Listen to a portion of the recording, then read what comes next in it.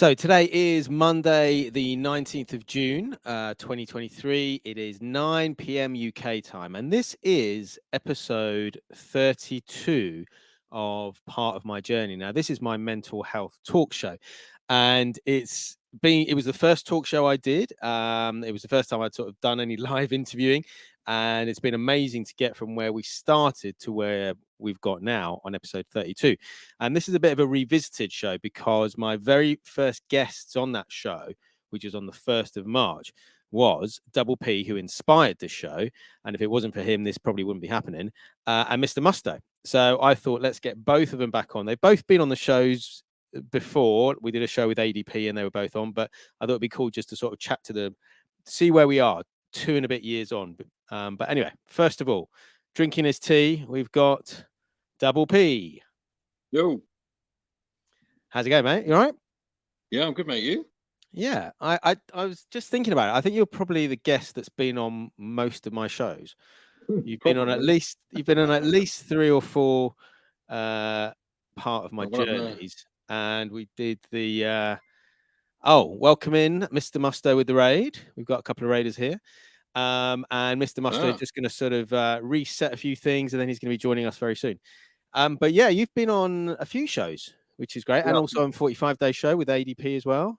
Yeah, we've done. I think it's me, John. Is it myself? Sideshow, Jim Sharp.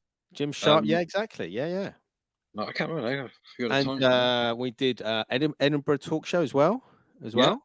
Yeah. And we did. I think we did a coffee and donuts one, and the 45 kids talk show as well. So Absolutely. yeah, you are the biggest guest on my shows. Let's put it that way. But yeah, I was watching back the first show, and obviously we'll wait till John sort of gets here as well. But it's amazing to see that was back in the 1st of March 2023. Yeah. It seems like a long time ago, and a lot has happened in that sort of 2 years, 3 months. I mean, what's it been like for you? What have you done in the last 2 years, in brief? Oh, crikey! Or what's been your highlights? Maybe that might be easier to answer. I think my highlights for 2 years. I think from a DJ perspective or life perspective. Well, both. DJ first. Well, DJ first. What's been your highlight of being a DJ in the last couple of years?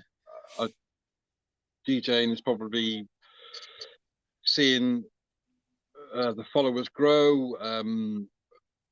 Been on quite a lot of raid trains now.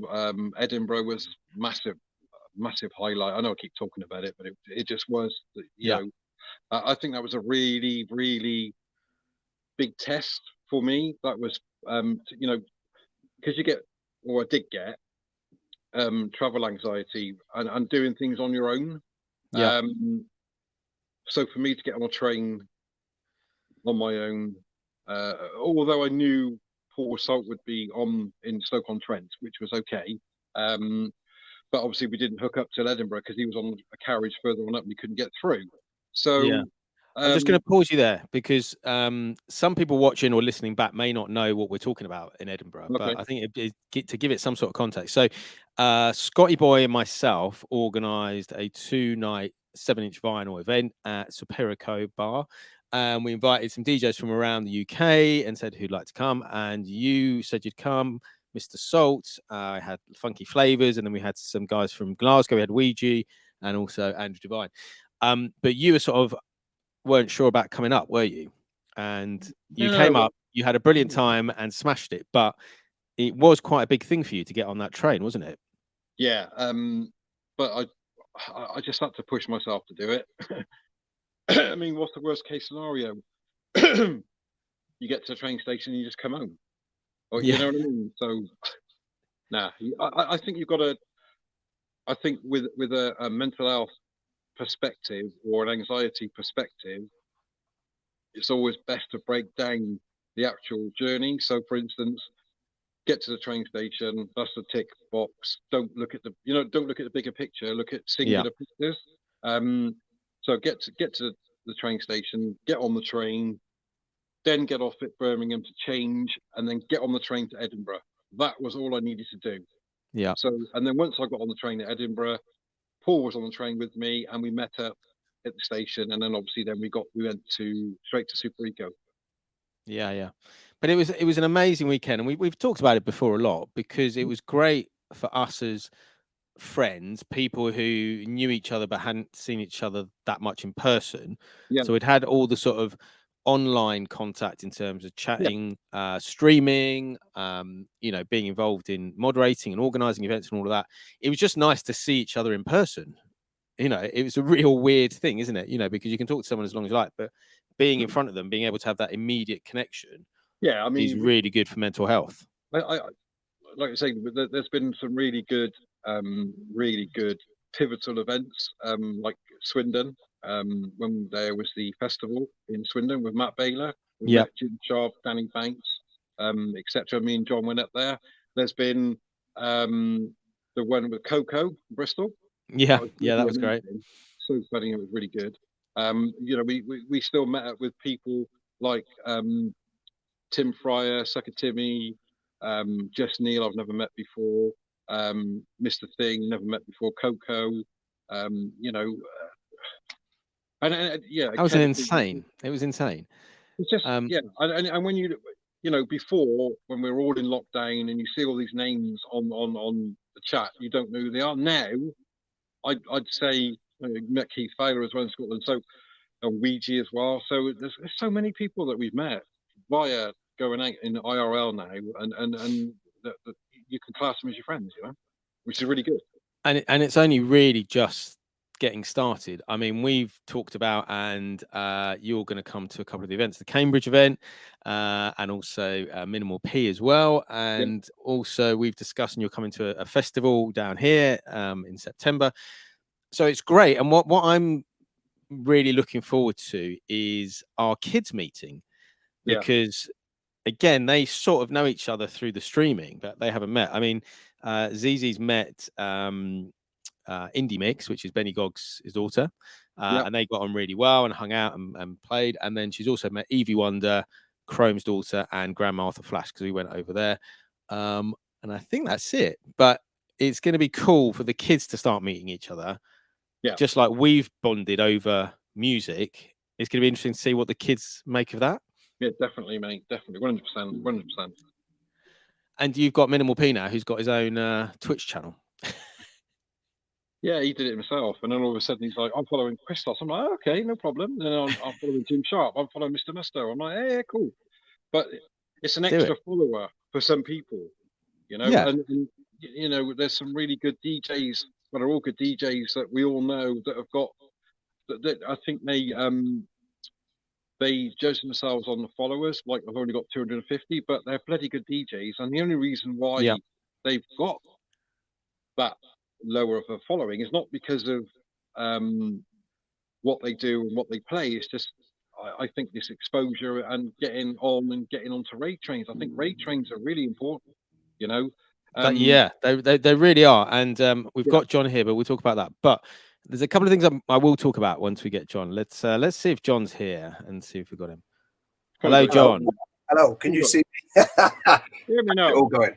Hello. That's a little bit better. Yeah, we were just seeing your nose downwards. Well, but, it's probably my best feature on my face, to be absolutely honest with you. Oh, I like that. I like that cap. Can you hear me? Can you hear me okay as well? Yeah, we can hear you. Can you hear? Excellent. Can Well, I've got a big mic. I can hear you loud and clear. Yes, yes. Great, You look great, like, great. you look like a traffic air traffic controller sat there. I thought you was going to say I look like I've just stepped out the Blue Oyster Bar or something like that from your comments about my non-chest wig and stuff like that. I'm probably not just up on here, but I'm probably one of the most follically challenged men you will ever find. I don't shave my arms or my legs, but I just am what I am. I don't shave my. Who shaves their arms?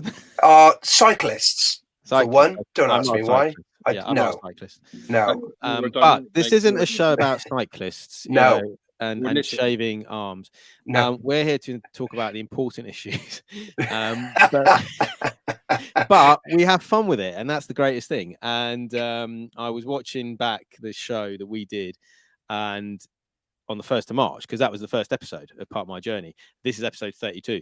And if it wasn't for you two, this, I don't know, it might have happened, but slightly differently, And And again, if people don't know, the whole show came about from Double P messaging me a message from his son, Minimal P, one of our 45 kids, saying, thank you to Criztoz and Fat Wax 45, Marky. You've helped my dad through depression. And that was like, wow, that's like something really important that we've somehow managed to do, that this child has appreciated the power of music and the power of interacting and with a community had helped him. I mean, that was just that blew me away. Yeah. He did when we did the mental health rate train with for 80. Yeah. He was saying a lot of stuff there, and I think Yeah. a lot of them ended up in well, even yourself, wasn't it? I was getting very emotional during that show. Yeah. I was just hearing him say back some of the stuff that I was saying about, you know, you've only got one life, you've got to live it. And then he was talking about how community was important, the fact that he DJ'd with you and he DJ'd with his mum.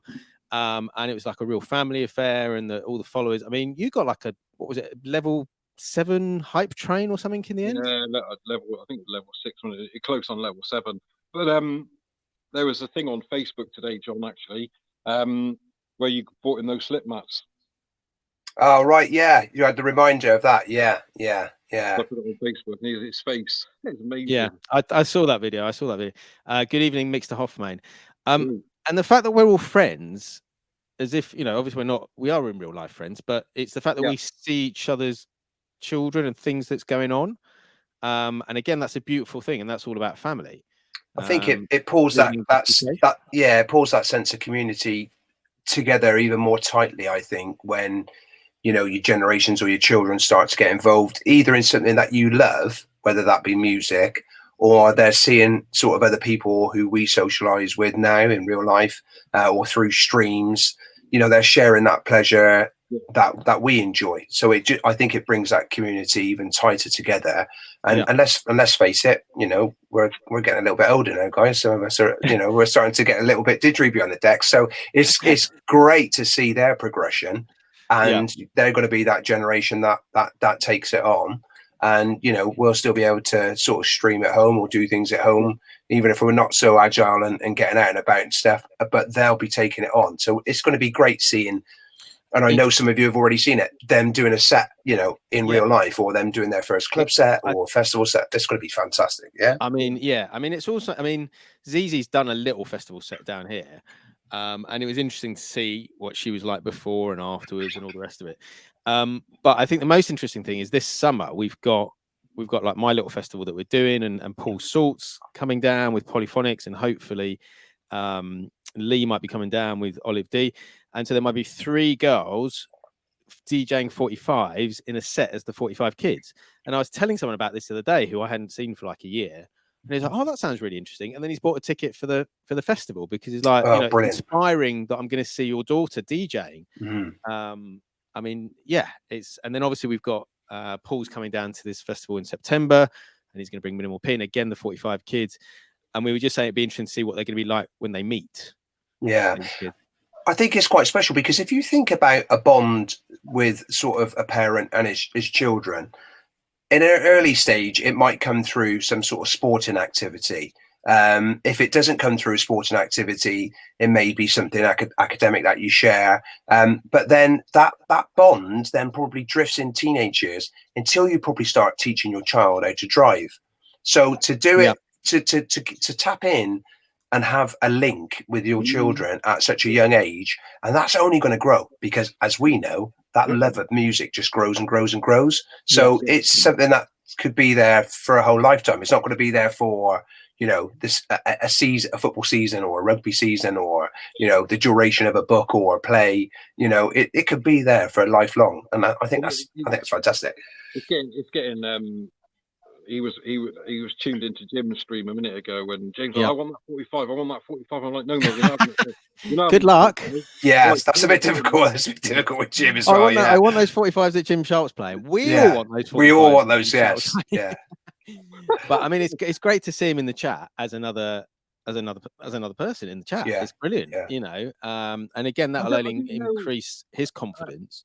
I do like him in the chat, but I'm also very protective over him, and I don't want sometimes you know, somebody might say something untoward, and it's probably somebody that I know that he doesn't know that he's my son. So I kind of wary of that, but I've Yeah, already told him definitely. that, you know, I said, look, you know, if somebody's swearing, it's a Yeah. very adult orientated, you know, chat. So, you know, It can be, especially when you go back to that episode that we did with Sideshow Mall, and he had those sweets. I forgot. I was meant to message you earlier and say, get some Bring your sweets. sweets, guys. Yeah. And the 45s. I completely forgot. I was busy with other stuff.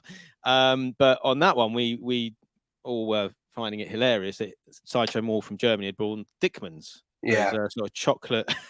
Yeah. Yeah.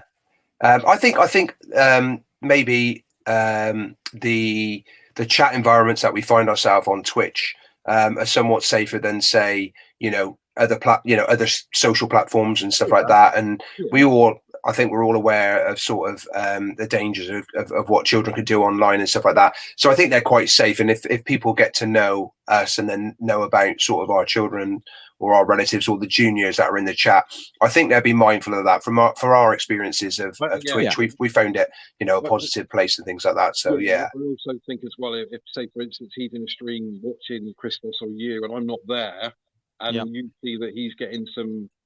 100%. Yeah. You 100%. Well, exactly. Yeah. And I think, you know, again, with having mods and stuff like that, you know, we all know that sometimes we get people who come in and, you know, unfortunately they can be ejected from the chat room and banned and blocked and stuff like that. So there's nothing to say that someone can't jump on Private Whisper. There's, you know, there's minors in the chat or whatever like that. Just be there's a lot. I think there's a lot more safety nets within it. Yeah. And again, I think people would self moderate that as well. Yeah, and I think that's part of what we've built as a community, though, isn't it? 100%, you know, we've built. Okay, my channel's one channel, your channel's. We've all got our own channels, and our own little communities feeding off that. But they're generally the same communities, just a bit of an overlap. And it is important that we all look out for each other. Equally, we would look out for all the 45 kids and any other people.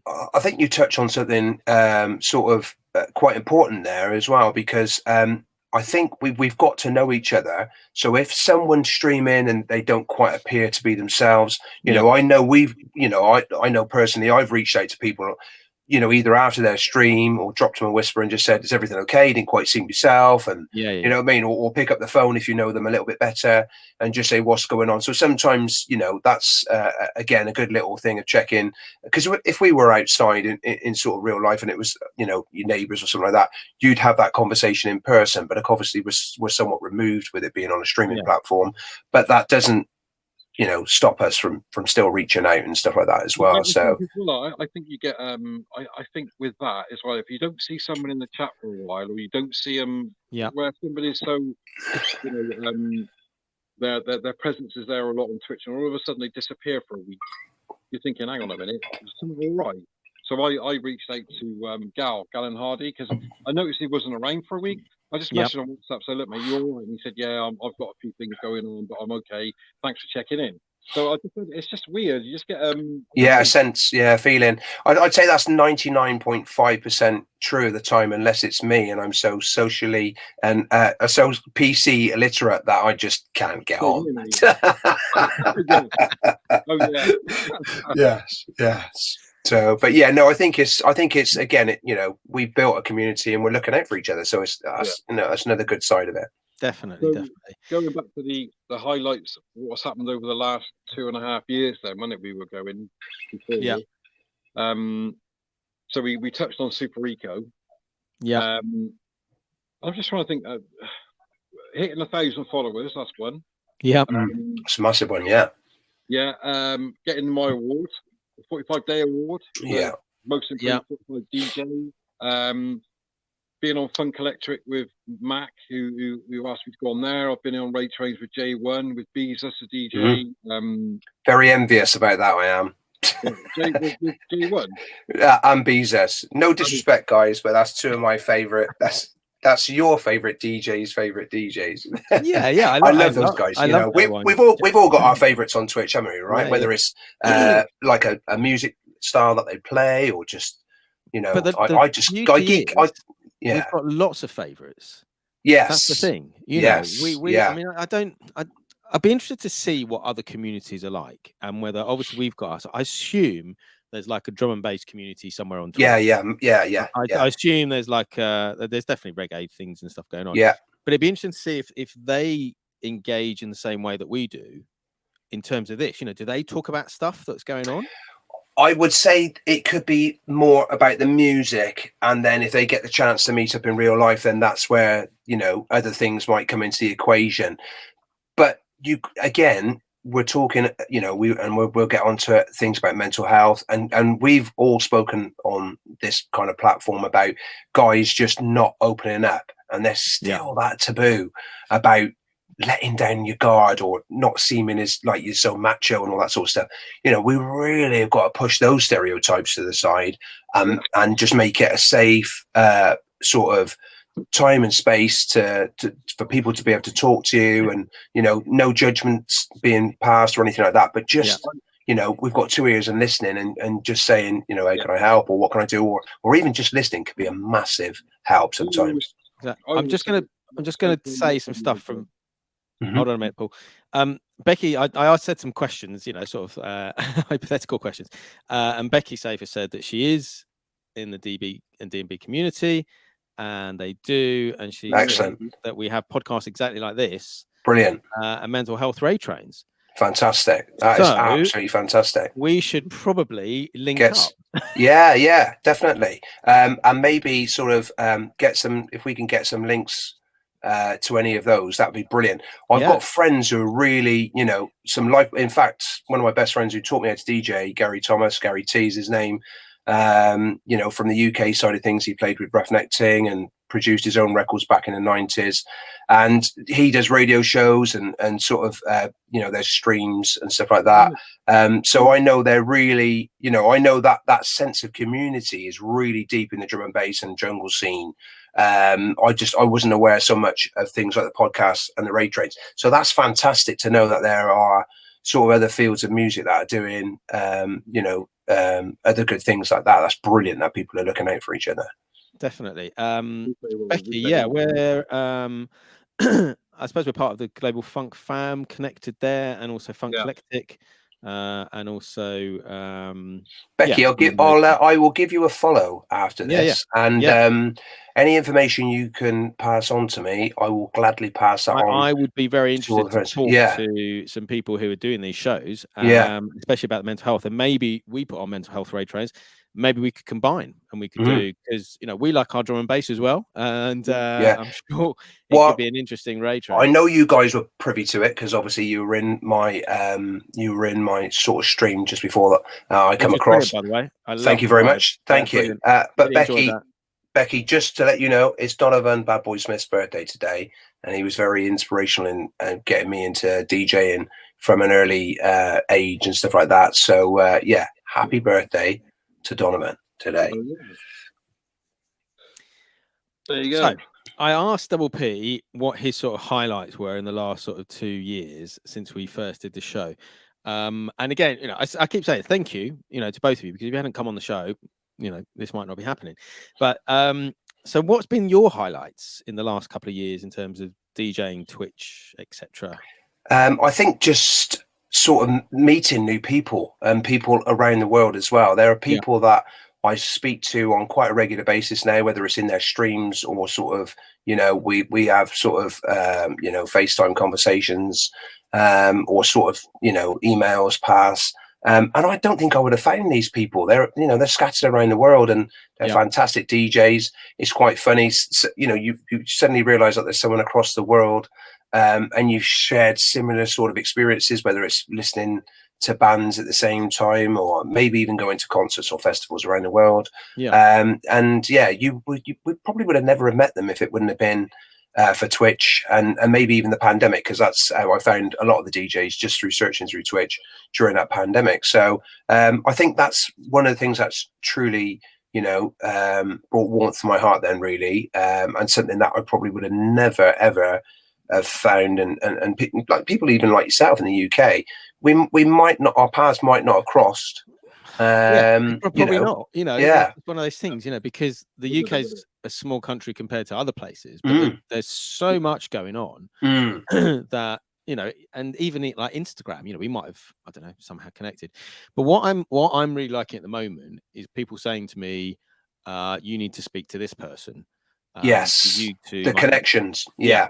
And also a really good connections, because it's not just like, oh, they're also a DJ. There's like, you guys are, quite similar. Like I had DJ Viva on the show last week.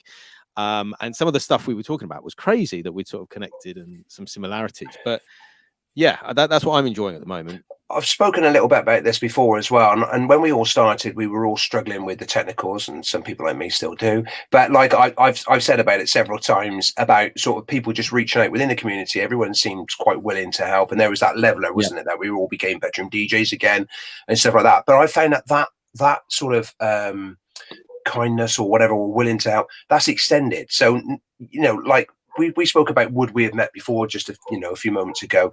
Now, if we take the Coco gig in Bristol, there was a lot of people there, and they were, that we know because we now met them and started talking to them, that they were spread out from around sort of like England, all the four corners really. Some people traveled quite far for that gig. Now, I don't know if I would have spoken to as many people as I did if it wouldn't have been for Twitch. I probably would have kept to a circle of people I know. I may have been a bit of a nod and a shake of the hand to people who I know through people, but I don't think I would have spoken to so many people. So I looked, I was like, Twitch, and then we've just got chatting. And I think that. But is that a thing that's like just because of that event, or is that because of how you are? Because I know that people, we've talked before about how people think DJs are really confident and they're really this, but a lot of DJs are actually quite anxious. I'm quite shy. I've got a job where I've got to talk and stuff as well, but if I'm in a social setting and I don't really know anyone, I feel quite uncomfortable for some reason. Going to something where some people a little bit makes it much easier. Isn't there that thing about DJs being socially inept anyway? Yeah, they come. I think DJs introverts, exactly. Yeah, DJs we enjoy our own company, but we appreciate that to do what we do, we have to be with other people.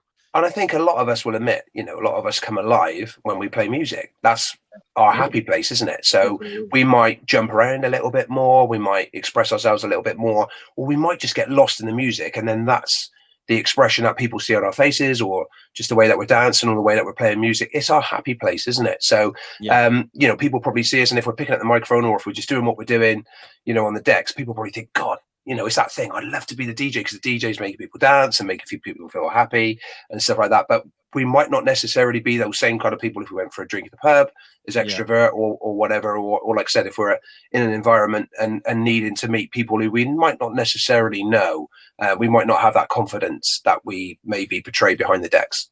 But it's also like we're talking about sort of creating a safe space and a safe community. What was that? That's the local werewolf. We had some beeping on the show last week. We were talking about something, and someone getting their car broken into. I think I can't remember. I think it was Dr. Bresty Cray said something quite positive, and then we had the burp burp in the background. Oh, right, yeah, from the road outside. Yeah, I've completely lost my train of thought. So safe environment. I don't know. I know where I was going. Sorry.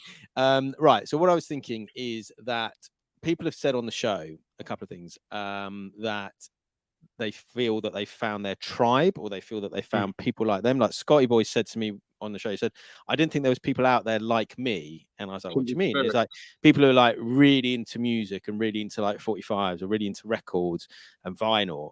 Because we've said before, some people are into music, but some people are just what they're sort of fed from the radio stations and popular TV or whatever.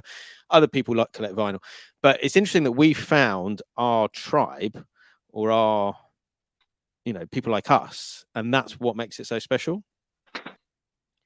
Yeah, what's your thoughts on that, Paul? Because obviously you've kind of I've DJ'd a long time, so I've known DJs and stuff like that. You're relatively new to it. What's your thoughts on that, Paul? On what? Sorry, what was the question again? Kind of like feeling as though you found a group of people which are sort of like massively similar. And okay, we'll go back to where we first met. Criztoz was it Bristol? Yeah, you guys came down to Bristol. I was playing there with Melzer, and that's right. Glengarry Dave was playing. He was playing. Well, that Dungaree Dave. We named him Dungaree Dave. I don't know why. We always name people. We always give people names. But he was part of Black Buffalo at the time, or had some records put out on Black Buffalo, and he was playing some amazing tunes. And I think it was you, Paul, who went up and said, "What's this tune?" Yeah. So again, like you said, if you were seeing someone maybe in a pub and they were wearing a pair of trainers and you thought, oh, they're nice, would you go up and say, hey, mate, where'd you get those trainers from? No, but he was playing music, and because you had a connection through music, you went up and said, hey, mate, you had the confidence to do that even back then. Is that here's another level to that? Is that also because, you know, as a DJ, when you're behind the decks, although there's this like barrier, it does feel quite lonely sometimes, unless you're sort of DJing back to back. So, you know, if I see a DJ on their own, I will always go up and say hello and say, you know, good tune, just because it's that interaction that you want. And it's a bit like someone coming into the chat on Twitch, isn't it? And saying hi, or, you know, I'm just popping in, I'm just lurking while I'm working or whatever. And you know, they're there. Yeah. And it's that little bit of support, isn't it? It helps.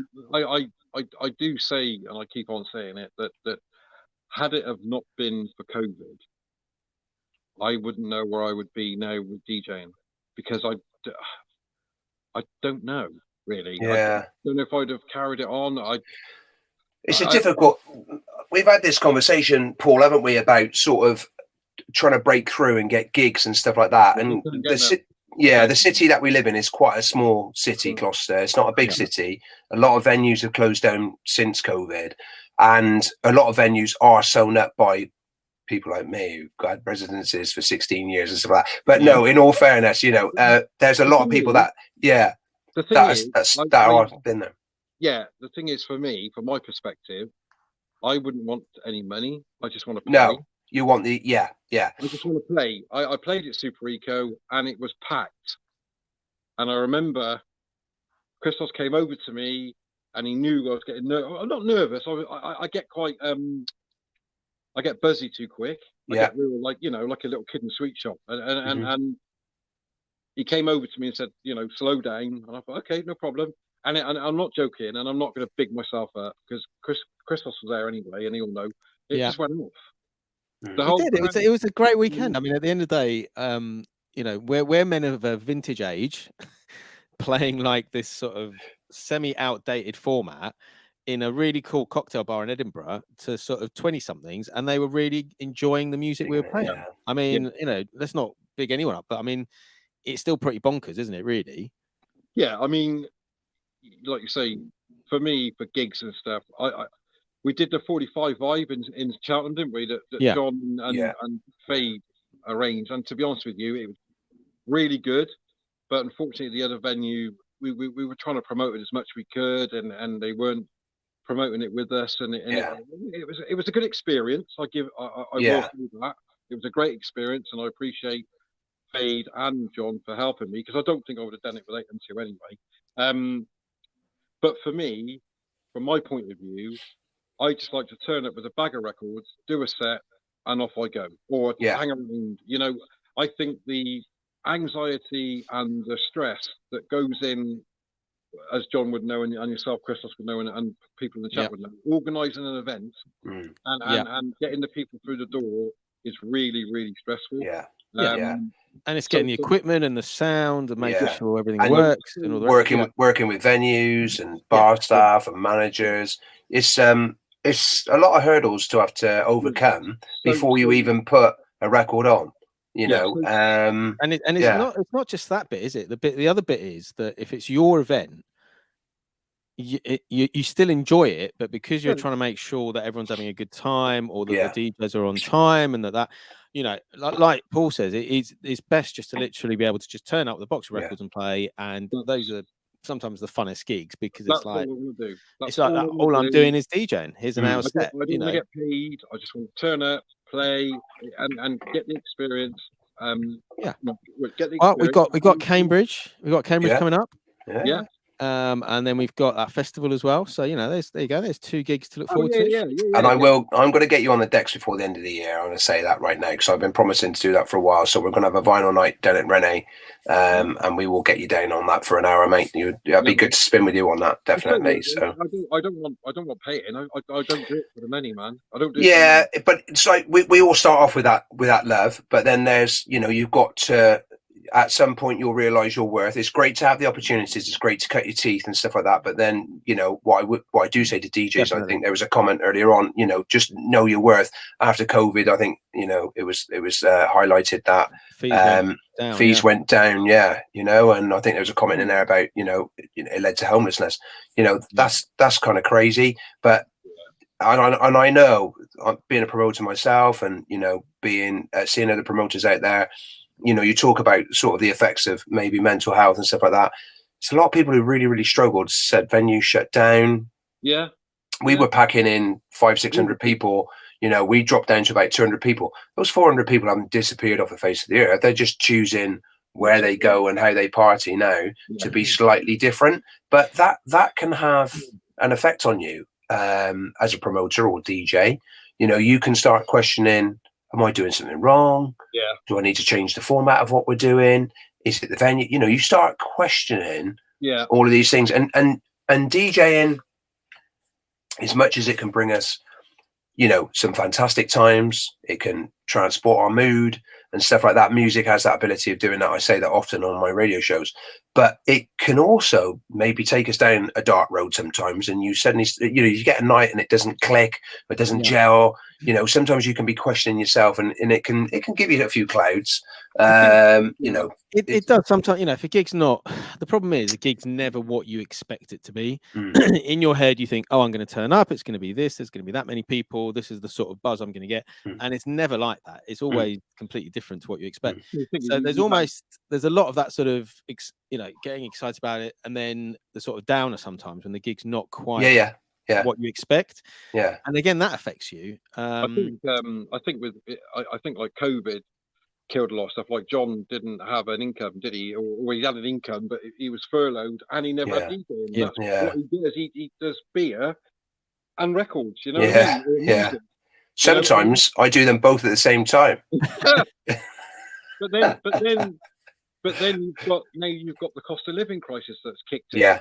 And so that's going to have an effect as well, you know. And it's just one after another.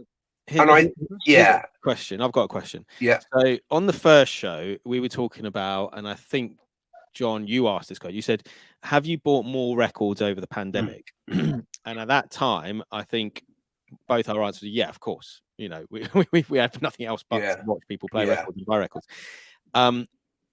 Are you now buying as many records? Are you buying substantially less? Are you buying more? What are you doing now in terms of record buying? For me, I'm doing what John told me.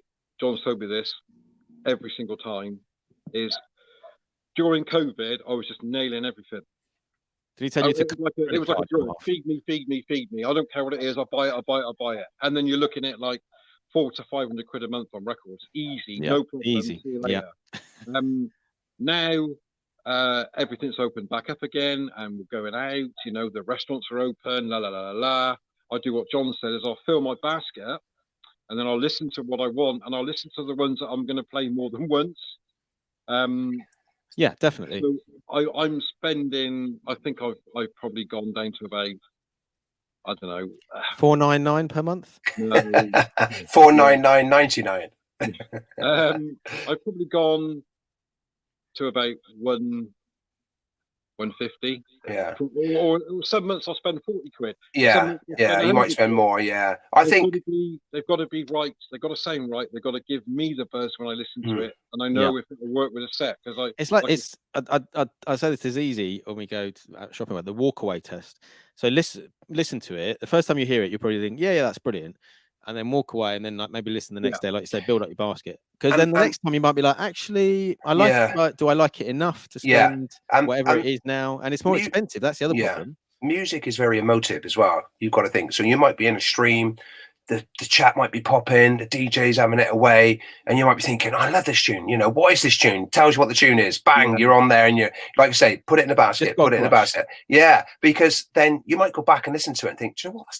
That's I was feeling it that time, but that's not maybe my vibe now or whatever like that. So again, the basket is a brilliant test. Like I say, it's like the walkaway test.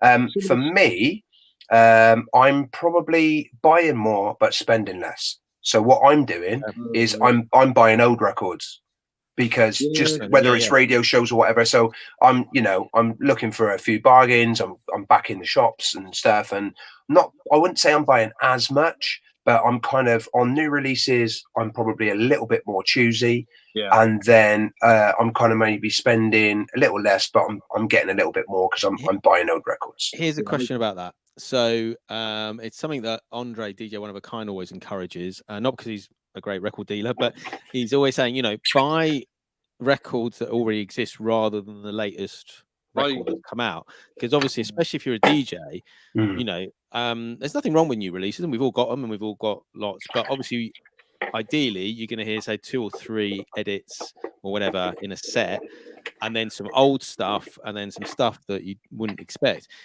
But I think because we DJ on Twitch so much, it encourages us to mix it up quite a lot, I think. Yeah, I'll do that. I think Saturday night stream I did for Funk M, I did a set of some boogie funk, and then I went to 90s house. Then I went to what else I played? The Birdie song. Oh, the Birdie. No, I didn't. No. I'm going to let me just pause you there. I had DJ Aviva on the show last week, and I had to tell her about the Birdie song. And the reason I had to tell her about that is because I was in a stream, like, I think that day, and she was like, right, who's got the blobby emotes? And she's got a Mr. Blobby emote. And I was like, what? You're in America, what's going on here? And then apparently they just love him because he's ridiculous. Yeah, I'm like their sort of mascot, and she's got like a big blobby as well. It's a bit like us adopting the Birdie song for Double P as being one of our songs, and also Manumina, isn't it? Those sort of songs. Yeah, that we've adopted as our ridiculousness that makes us laugh. And again, we were in a ridiculous time. People were locked in their houses around the world, right? So we had to have a little bit of lightheartedness, to kind of like just break that madness, didn't we? And again, we found it through music, didn't we? So fantastic. As bizarre as those records may have been, we found it through music, and that's just a thing that we share, isn't it? So that's just, it breaks down so many barriers, doesn't it? Music. We need to go to Mark's place in Hastings, don't we? Mr. Things place. Yeah. I mean, watch this space on that. I'm talking to Andre, and it may be that we will do something 45 things somewhere in Hastings sometime this year, maybe. And you can then tie it in with a visit to the record shop. Yeah, excellent. It's quite cool. But yeah, I think you'll.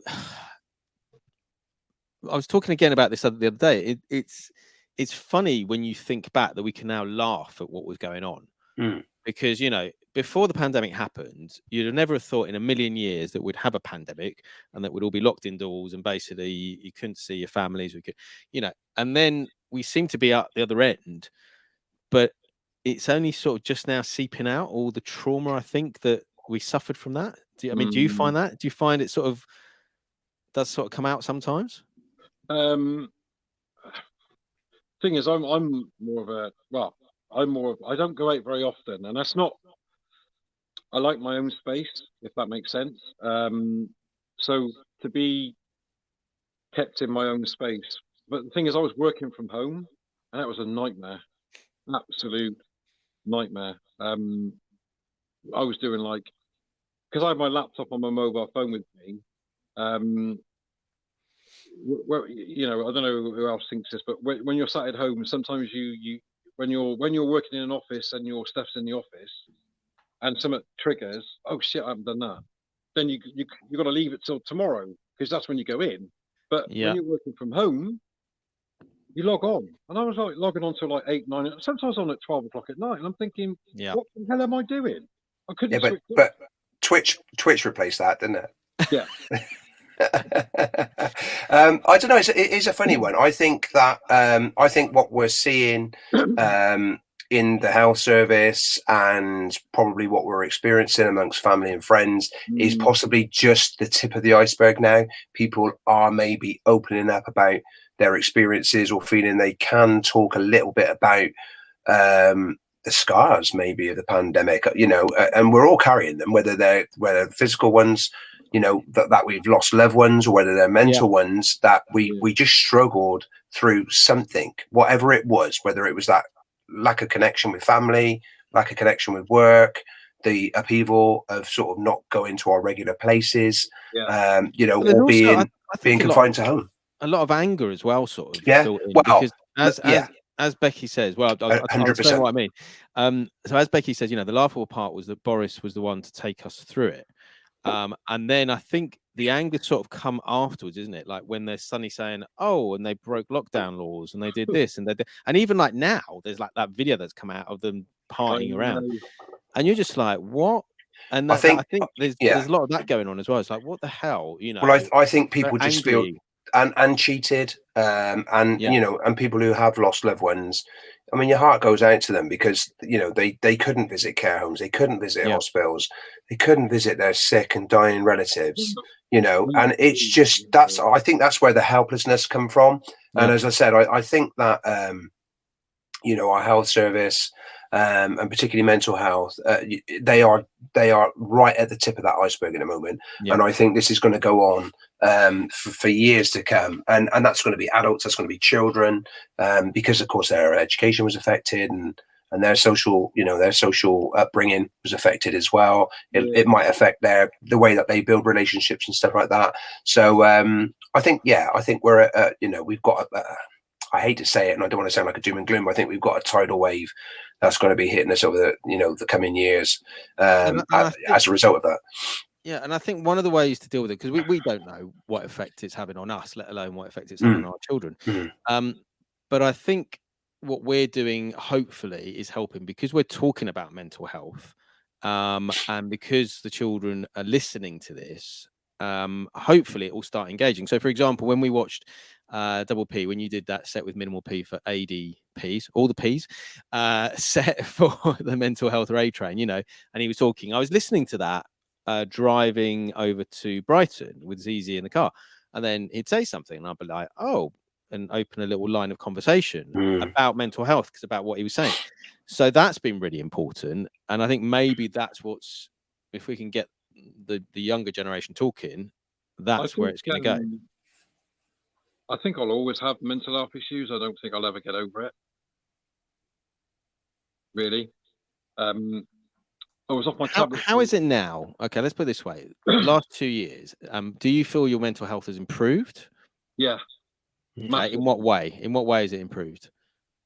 I can recognize the trigger signs. I can recognize when I'm going to be coming down, and I think because and John will know this, and because I think I over catastrophize stuff, and Jim Sharp was saying this on one of the streams that we did a chat show before, about over catastrophizing things. So what I do now is what I said before about Edinburgh trip, was breaking them down, not dealing with the massive picture, just dealing with a bit at a time, like a segment, like a pie chart. So it's been tough the last 3 months because of, like, with the mortgage rates going up, and I rent another house out, and I've had to keep putting the rent up. But I think I've overcomplicated my life by having too much stuff.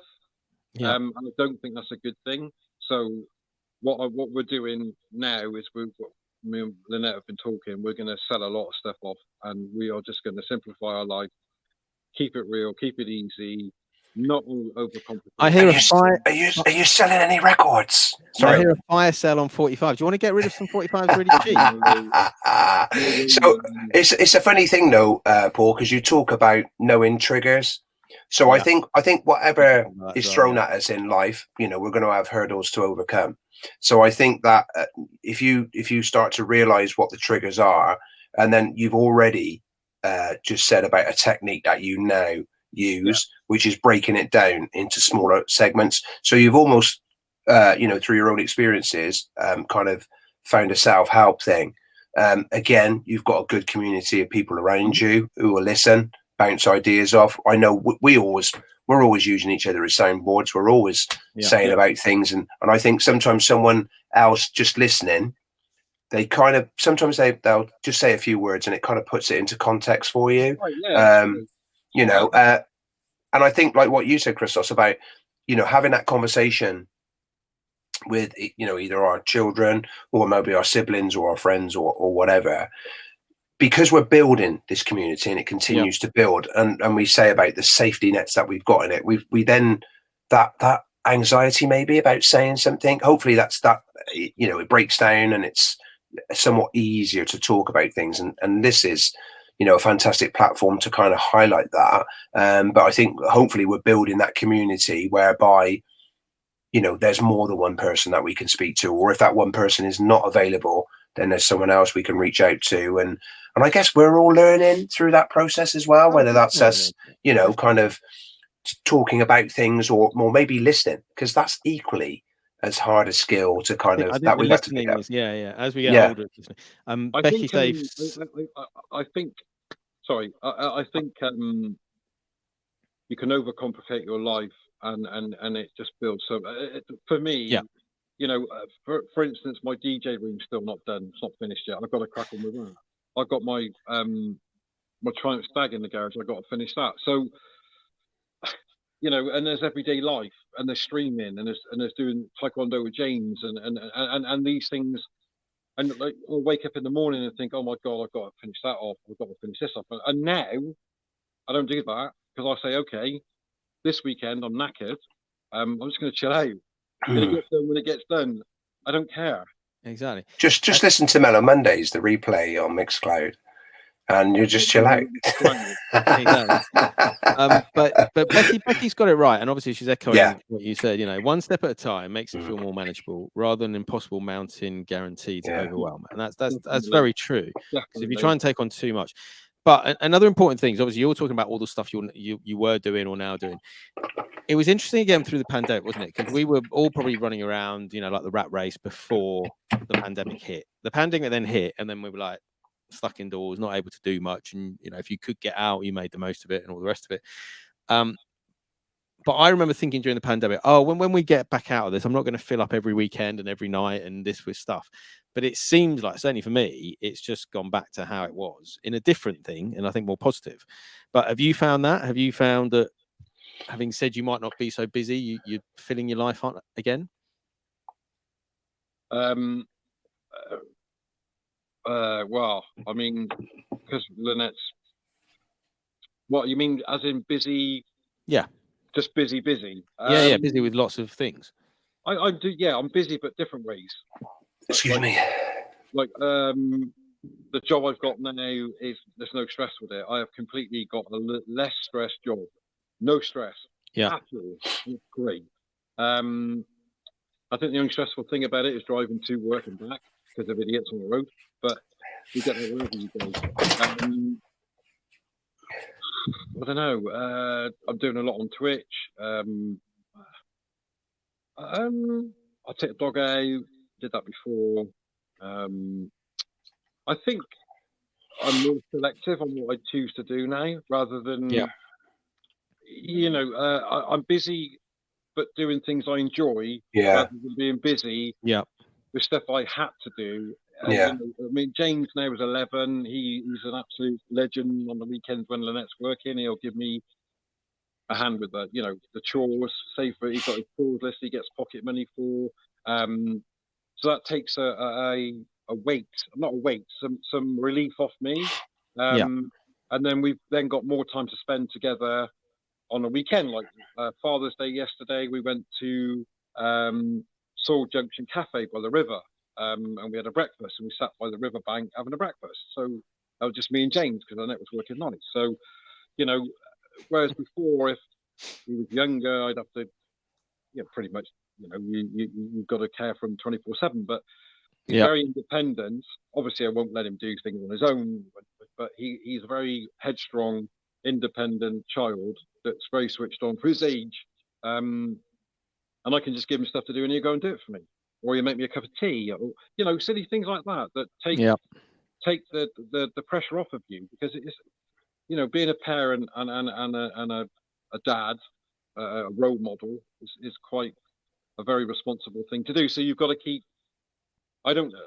He will see me if I'm down sometimes, but he understands, and I try and snap out of it as quick as I can, because I don't want him seeing that. I saw my dad suffered from mental health, and seeing my dad go through it and not understanding what it was he was going through. Now I can relate to it, and if I'd have knew then what I knew now, then I could have helped him a bit better. Interesting point you touch on there, because I think that goes hand in hand with the taboos and what we were talking about earlier on, and that macho thing about even if you knew someone was not, they didn't see themselves or whatever like that, it just wasn't spoken about.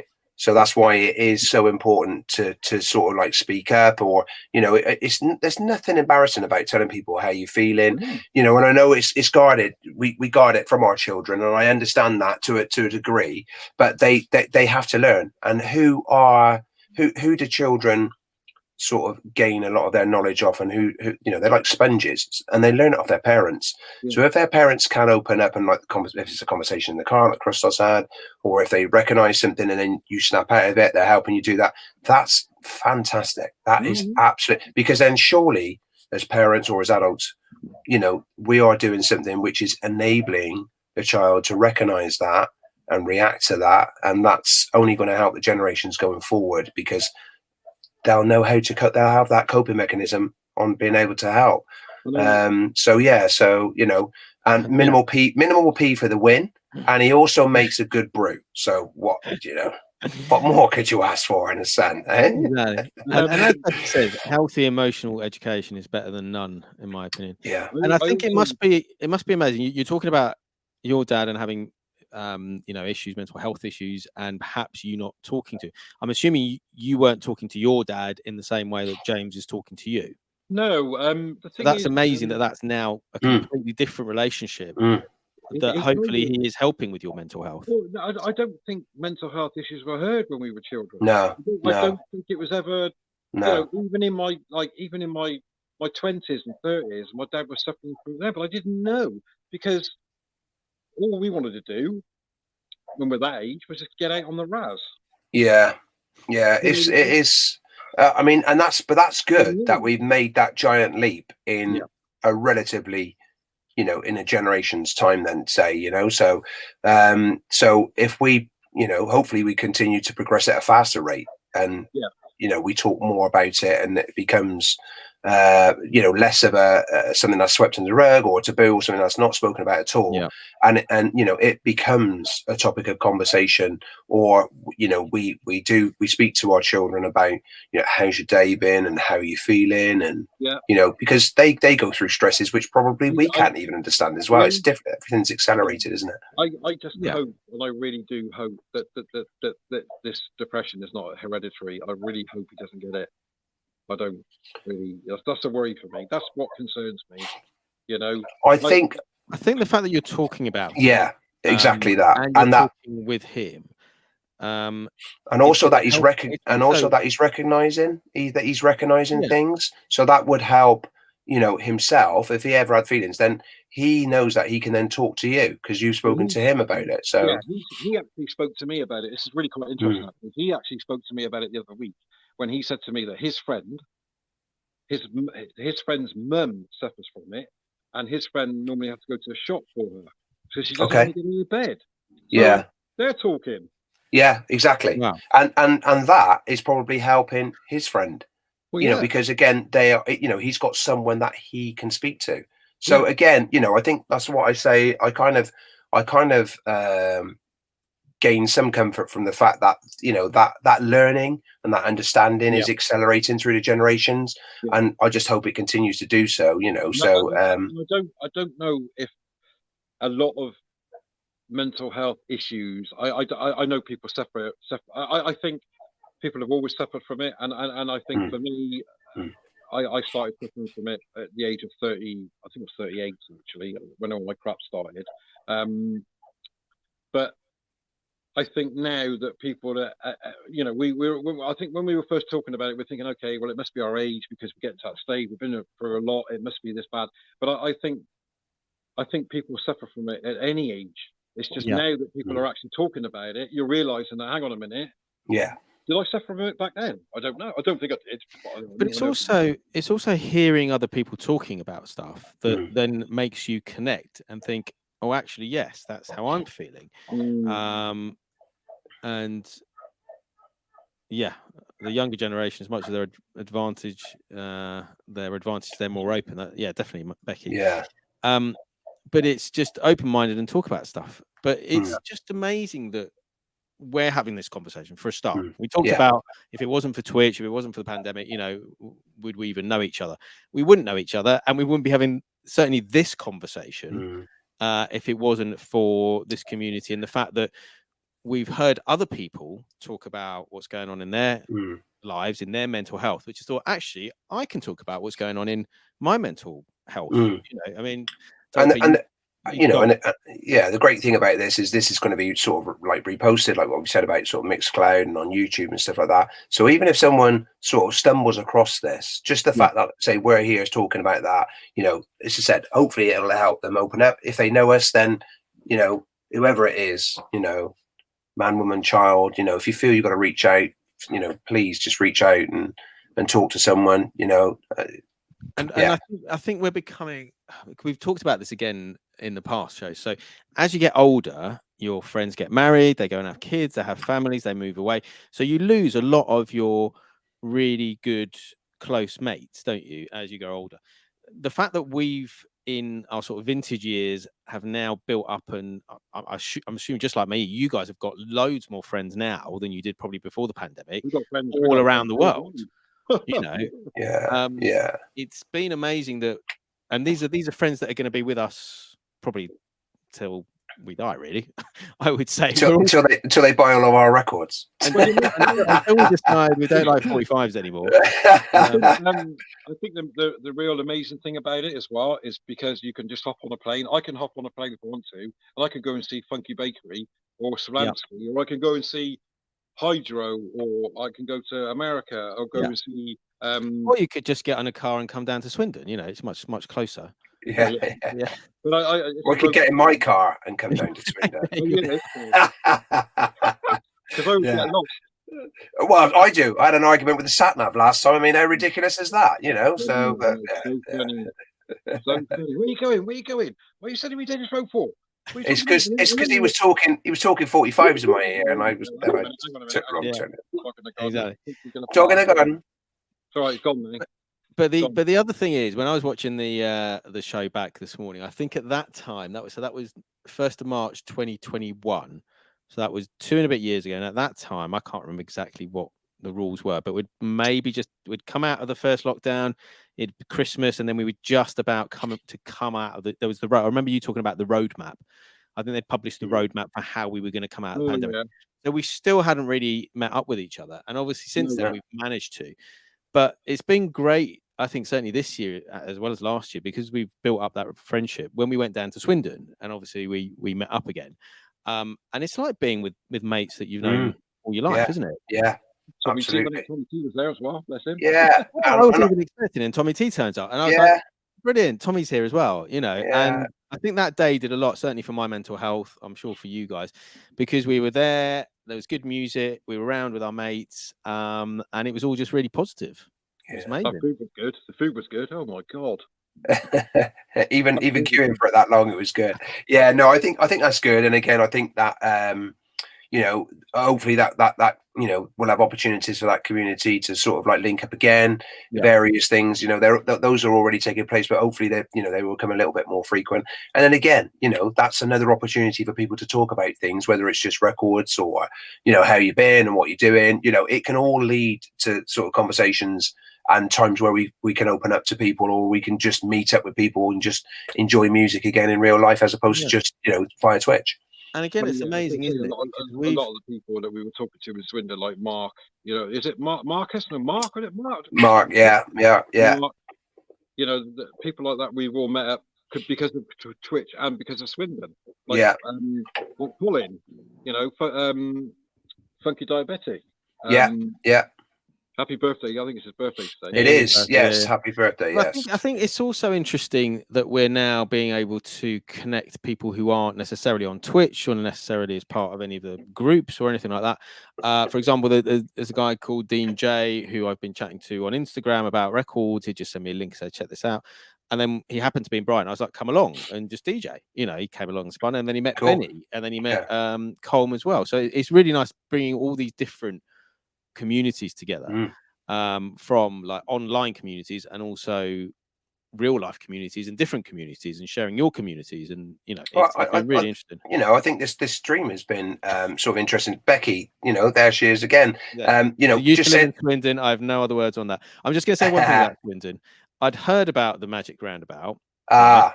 But I'd never been on it, and I sort of got to it, and now go to the Magic. I was like, "What?" There's like a roundabout here, one in the middle, another one. There's like about 5 roundabouts. Eight. I was like, "What? I'm going to crash." Someone's going to crash into in local Swindon news, just a side street just up from the Magic Roundabouts today, unfortunately flooded because a water pipe burst. And it's just, you can imagine the chaos of that around peak time driving today. But you say about sort of people meeting up and stuff like that.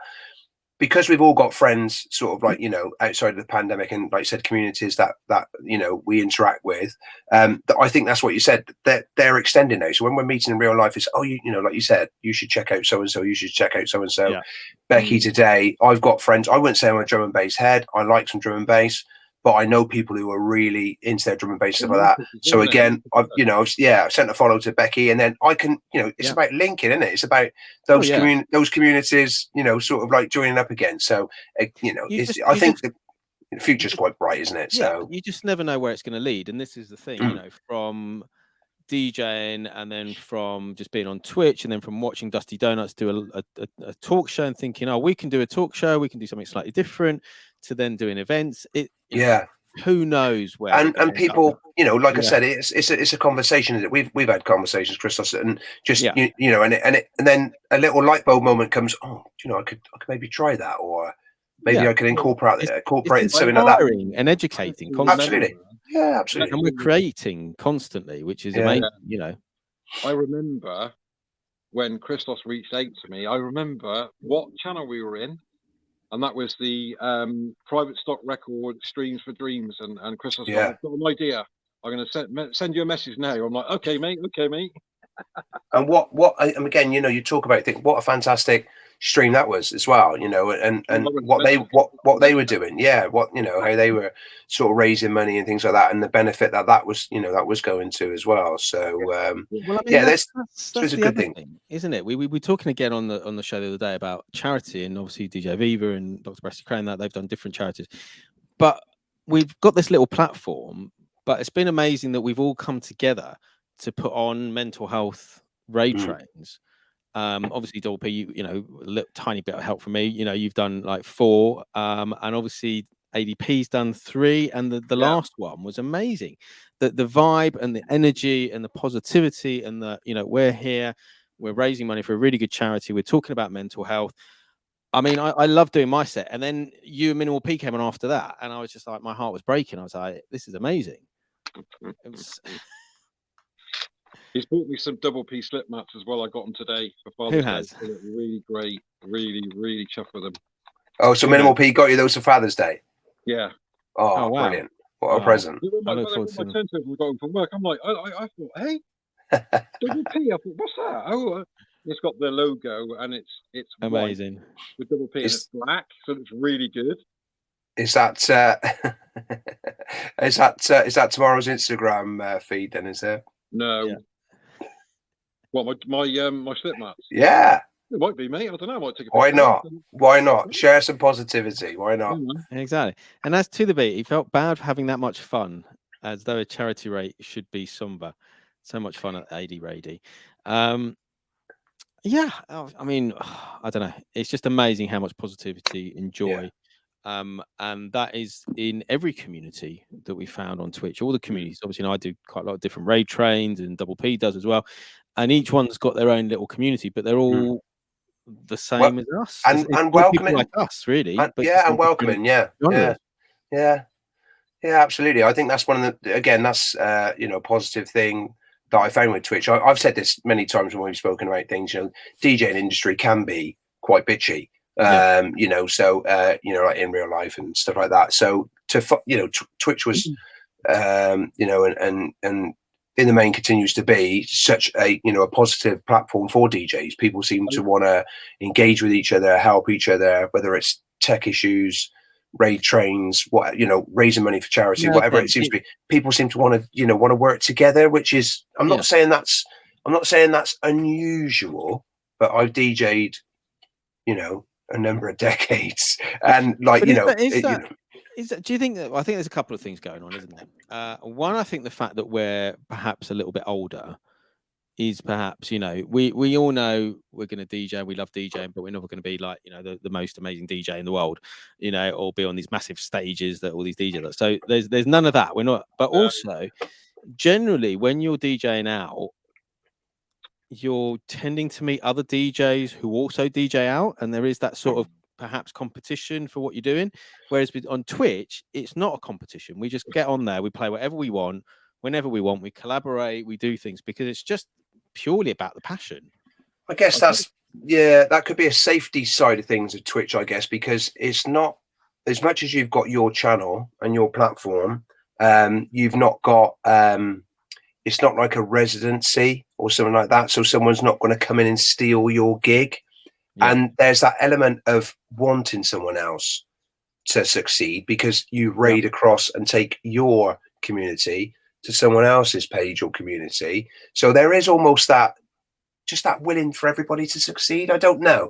And you probably wouldn't get that with someone saying, again, it sounds negative, but I've even had it.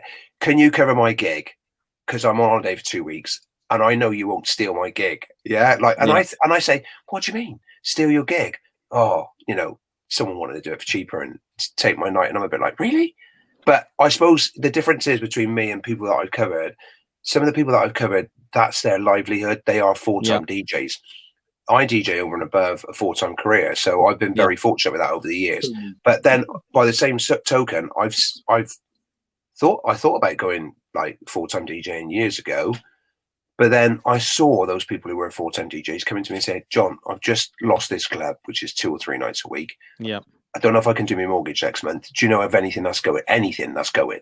And I'm a bit like, do I really want to do that? And I'm thinking, I don't really want to do that. So, so I've always, kind of try to help people out and, sort of like cover gigs and stuff like that. I don't mind doing that, but I wouldn't think about, nicking someone's gig and stuff like that. And I guess Twitch hasn't got maybe that kind of rivalry. Yeah. And again, it was a level playing field, wasn't it? Because if you've got David Morales who's streaming from his bedroom, Spoonie streaming from his house, and we're doing exactly the same thing. Yeah, Jazzy Jeff, everybody suddenly was all on the same platform. And all right, some of them are raced off and they've got thousands of followers and all that sorts of thing, which you might understand because they're international DJs and stuff like that. But when you see people stream, again, we're still all on that same level, aren't we? We're all DJing, streaming from our houses and stuff like that. So it was a fantastic level there and continues to be so, I think. It does. And it's amazing, because again, we had conversations, is it all going to die down once the pandemic's done? Are people going to come off Twitch? But there seems to be more people coming onto Twitch and more viewers as well, which is amazing, I think. I spent a lot of time, I think we've had this conversation, I spent a lot of time watching, and I probably should have been streaming more and established myself a little bit more in the early times and stuff like that. And I've got to juggle it because I DJ a lot and I do work full time. So, but I'm just enjoying now. I think Double P said to me the other day, switch off your viewers and just do what you do and enjoy what you're doing. And I find myself doing that now, and I've tried to, instead of thinking of like when can I stream and what can I do and doing it over and above gigging, working and all that. So if I'm doing a radio show, then I'll stream the radio show, and I just try and different dynamics and stuff like that. So then you're creating that content. So regardless of how many people are watching on Twitch, it doesn't matter because you've then got that recording for your radio show or for for whatever. And then people might listen to that because then that's created that, and that's there in theory, forever. People will always find it. So anytime, and then they come and find you. I mean, absolutely. It's a different avenue to try and maybe get them onto Twitch or onto Mixcloud or wherever it might be, because they've discovered you through that platform, and they may wish to sort of like see you in a different platform as well. So to the numbers of better. You got like ADP in the place to be in Bristol. Yes. The energy he puts in every single stream. It doesn't matter if he's got 2 or 3 people in it. He's still looking one, and he just goes for it, man. And he doesn't care. He just goes for it, man. You know what I mean? And that's I think when you go live and you're streaming, I just put my head down to music, and I did turn the numbers back on. And then I could see them dropping, and then they're going back up again, then they drop again, then they go back up again. So what I do now is I get an email from Stream Elements that'll tell me that how many people have been in the chats, and then Marky Fresh, who does the modding for me, as soon as I end my stream, I'll say, look, hey, or I'll speak to John, or say, Chris, say, how did it come across? And really good, and then I look at the numbers, and they're really good as well. So. Numbers don't mean anything. It's like no. I'm glad you said that, because me, myself, and I. It's difficult though, because Twitch is really hard, because if you start from scratch and you just switch on, it takes a long time for people even to be aware that you're live. That's why raid trains are so important, I think, because whatever whatever happens, that when you're going to stream, someone is going to be raiding in at some point on there, and then obviously it's more and more people. So it's just a case of trying to find something, like obviously you raided into us, trying to find something that's on before you and say to that person, any chance you can, or I'll raid to you that way. I mean, in an ideal world, at some point, it would be great that there's like, I think I was talking double P. I can't remember if it was before or after the show, before we started the show, but almost like a Radio Times listing. So, so on a Monday, these are the shows that you can catch on a Monday, on a Tuesday, Wednesday, and we've got enough shows between us. It's just a case of how we do that.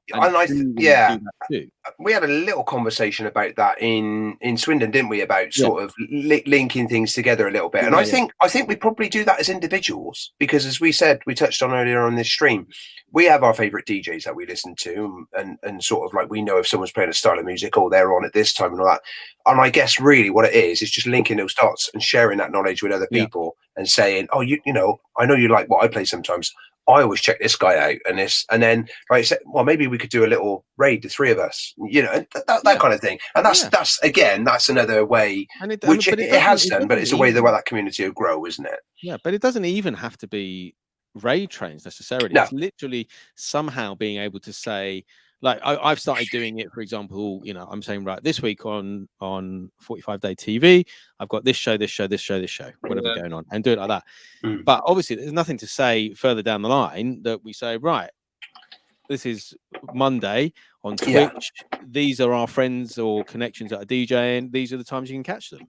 And then again, it's promoting other people, who then brings people into those. And I guess because as we build, as each of our channel build, our communities build. And I think it's there. I think it's there because like sometimes someone might repost a link to a show or something that's put back up on Mixcloud or YouTube, and then sometimes we share that, and then hopefully if someone from our community, hits that link, and then they'll be inquisitive enough to say, well, I might want to check that out live.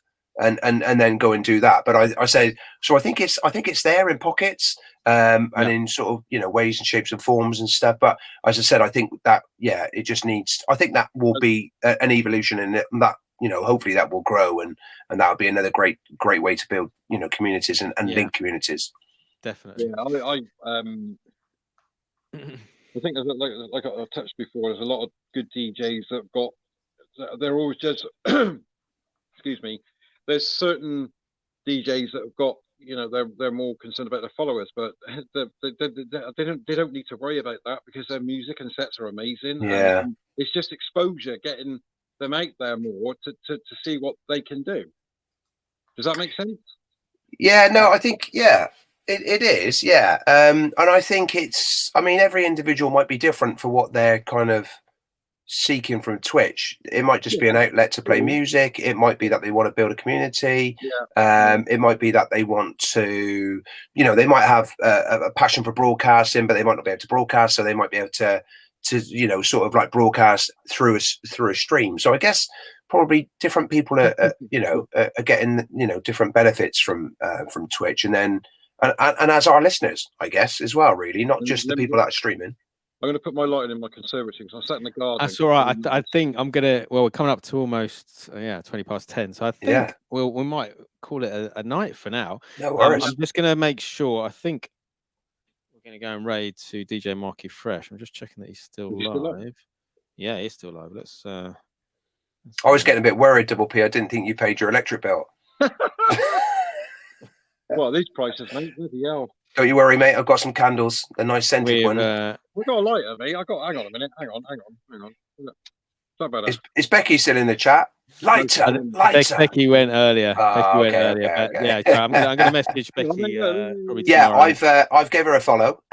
So anything. I'd be really interested to link with whoever's doing the base brilliant podcast in their community. To just be really interesting conversation for me to see how ours is and how theirs is. And big ups to Just Neil.